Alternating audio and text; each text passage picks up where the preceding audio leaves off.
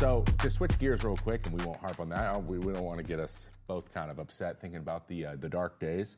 Let's talk a little bit about Rafael Devers in that situation. Sure. You were a Red Sox 2021. You played for Alex Cora and with Rafi. Has this whole I appreciate him being candid, but has this whole thing kind of surprised you a little bit? It feels like it came out a little bit out of nowhere. Neither one of these guys, or at least Rafi, hasn't had a reputation of saying stuff like he is, or coming and saying it with his chest. So, did this surprise you a little bit?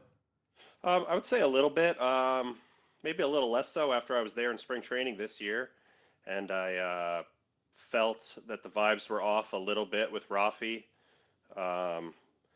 This is only the second year of Breslow with the Red Sox, and I think that's kind of where this rift really has started. When they signed Rafi, if you go back in time, when they signed Rafi to his long contract, he was disgruntled at that time because they had not signed Xander, they had traded away Mookie.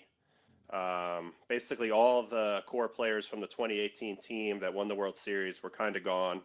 I think Rafi was kind of like, is this really a place I want to be? Are we going in the right direction?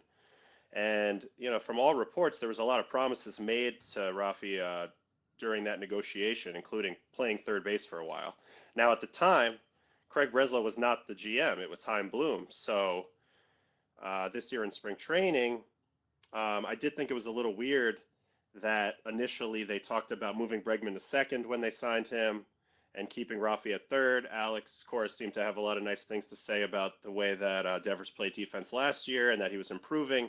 And then that all kind of switched on a dime, and where they basically said, don't bring your glove anymore, you're going to DH. So I understand a little bit that he was like, hey, what about this conversation we had 2 years ago?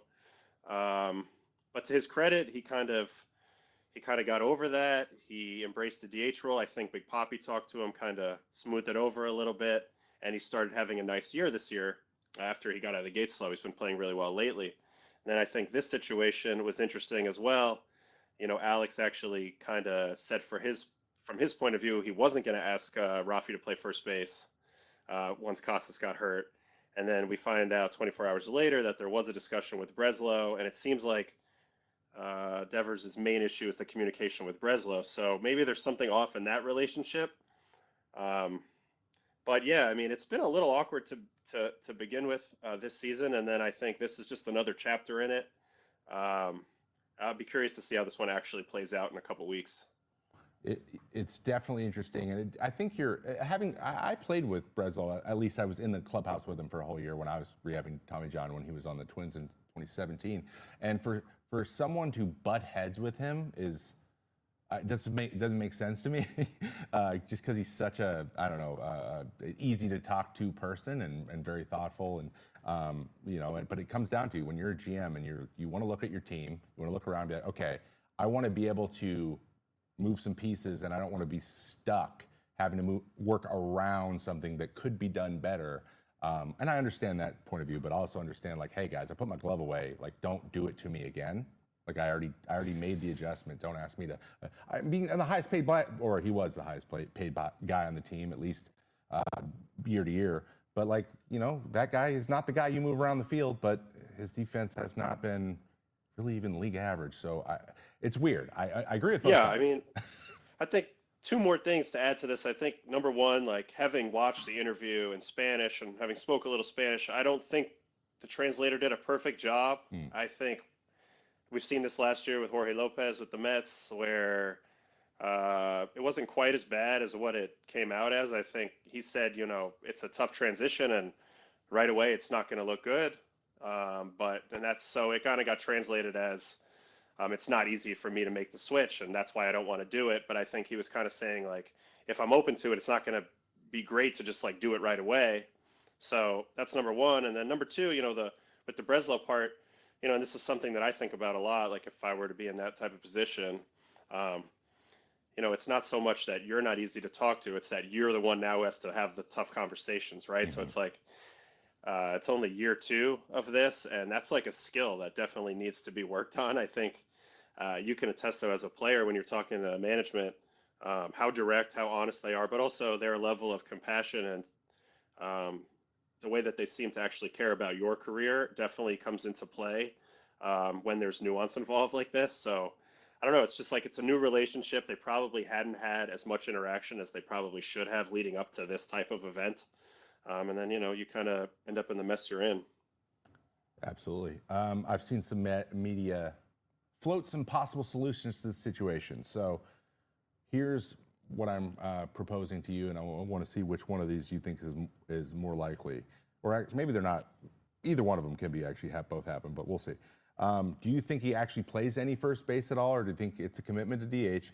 Or, as thrown out by my buddy Chris Rose and a lot of other people, what about a possible trade situation? Do you think a trade would even be on the table just in terms of, he's a playing third base, somebody else, he's a left-handed stick. I mean, everyone could use, I feel like corner pop is one of the most valuable thing right now. I think they could bring in crazy number of prospects. I don't even know if anyone could afford that, frankly.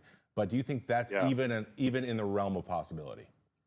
I don't think it'll happen right now. I think the team is competing. That's a big bat to lose where you have, he's there to hit at the end of the day. Like his defensive numbers, if we're being fair, they haven't been kind to him even last year when they talked about there being some improvement. He's definitely one of the lower ranking third basemen defensively in baseball.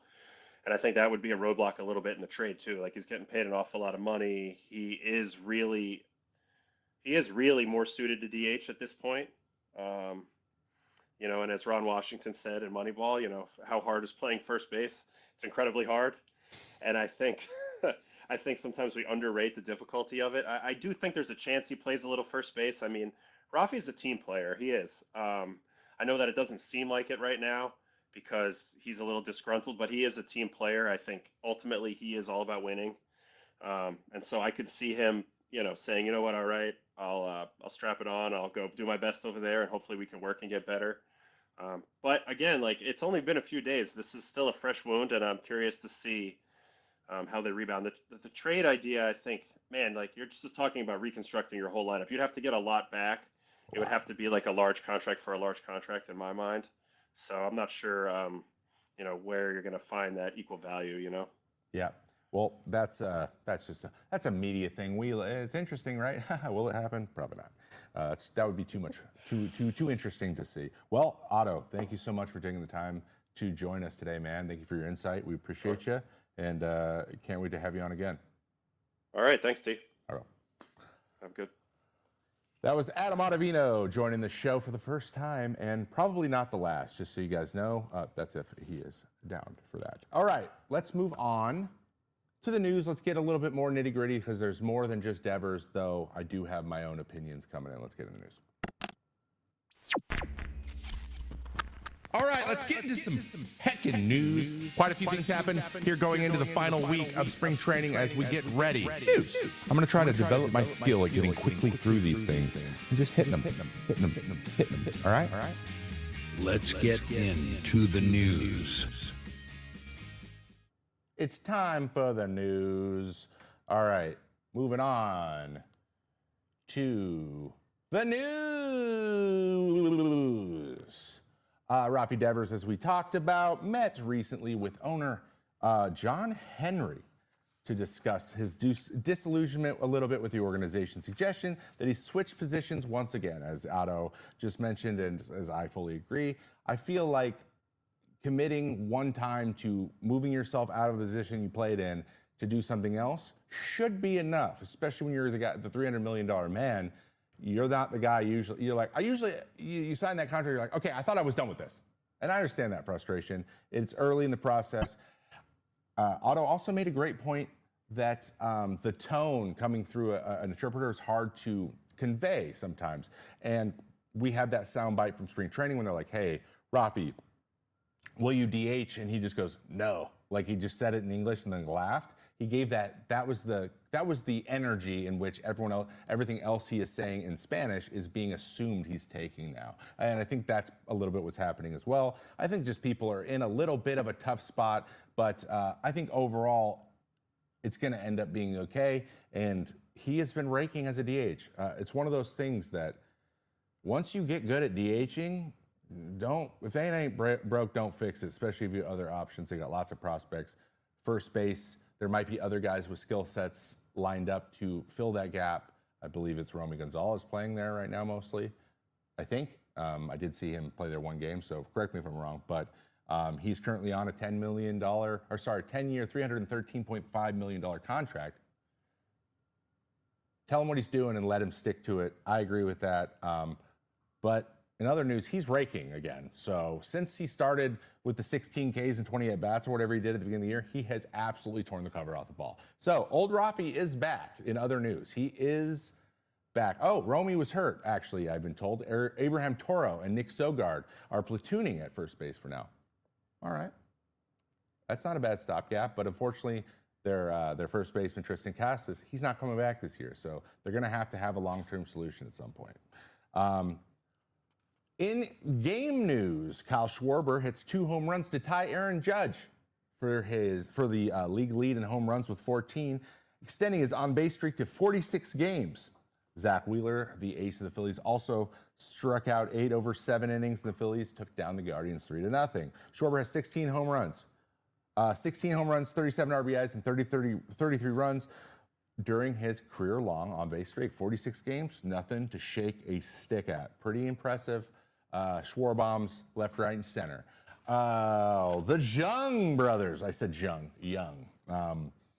The Texas Rangers took down the Detroit Tigers, the AL best record Detroit Tigers. Who saw that coming? 6-1 yesterday. Marcus Semien hit a 2-run homer, and so did Josh Young. He was there on Mother's Day. His mom was in the place, and his brother, Jace Young, was the third baseman for the Tigers. So we got Jace, Josh Young. It's weird. I want to say Jung because they would have great alliteration. Opportunities were missed. Honestly, they should have named him Yash. Yash and Yace. Yash and Yace Young. I think that's what it should have been. Yeah, I'll grow up. I'm sorry, guys. The Twins are on a heater. Woo! Where's Shay in the chat? I want to see you. Shay Lars. The Twins are on a heater. They took down the Giants to win their 8th straight game, and Deshaun Kelsey Jr., pictured here, single winning run in the 10th inning on Sunday as the Minnesota Twins beat the San Francisco Giants, a very good team, extending their winning streak tape. The Giants did get Duran in the 10th by scoring the guy that started on second, but then they scored 2 runs in the bottom of that inning to win the game. Good for them. Royce Lewis snapped his 0-for-36 streak with an RBI single that tied the game 4-4 in the 6-2. He needed that as well. So good things. We are hockey sticking up. The trend is going in the green direction for the Minnesota Twins. Aaron Judge, this video game player, is continuing to put up video game numbers as he is hitting .409 after 4 more hits in a 12-2 win over the A's yesterday. He's hitting .409 in May.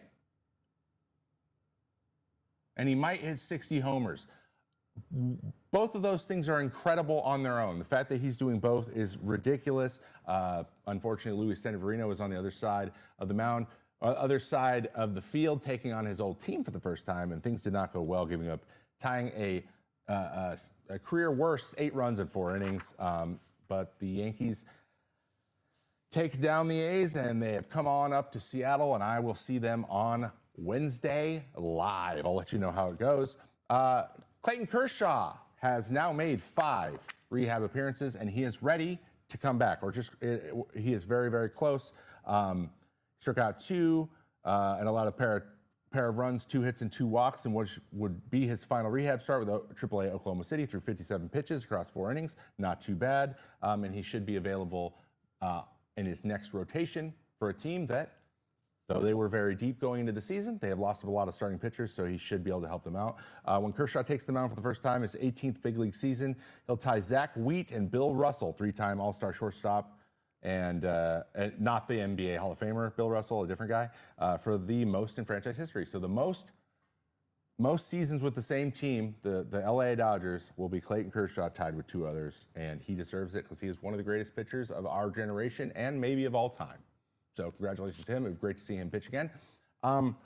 Speaking of the NL West, the worst team I've ever seen, and on track to be the worst team in the history of baseball after another team already broke that record last year, Colorado Rockies have relieved Bud Black of his managerial duties in Denver. Bud Black, fun fact, is actually from Longview, Washington, which is right next to my hometown. So I'm double sad to see this happen. After 9 years there, it's finally come to an end. But they're 7-33. At some point, something has to change. A fire has to be lit somewhere.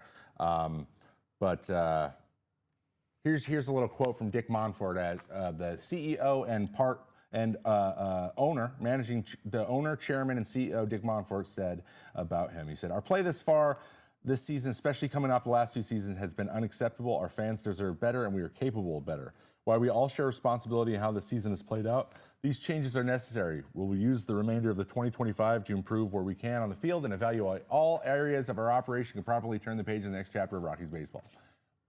Yeah, we'll see. We'll see. Unfortunately, on Saturday, the day where they lost 21-3 to the San Diego Padres, Rockies GM Bill Schmidt, this is right before, Bill Schmidt backed Black, saying, "Buddy's doing a good job right now. We're showing up for work and playing with effort." Hours later, the Rockies were beat by 20, and then he was fired the next day. We'll discuss this more in a moment. As we will discuss this gentleman, this is Derek Shelton, and he is the now ousted former manager of the Pittsburgh Pirates. After 5+ years, they started 12-26. They have to make a change as well. We know about their owner, Bob Nutting, known as a player's manager. Everyone has great things to say. I had him as a bench coach in Minnesota, and I agree. I wholeheartedly agree with all those things. He is a great man and a very good coach, and I think he'll land on his feet somewhere, but it just goes to show you why